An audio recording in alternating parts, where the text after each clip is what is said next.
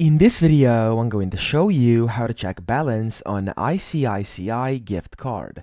So the first thing you want to do after you have received your gift card from ICICI Bank, what you're going to have to do is, if I scroll down here, of course, you will first have to redeem the gift card. And then once you've done this by doing this over here, so it's going to tell you exactly what to do.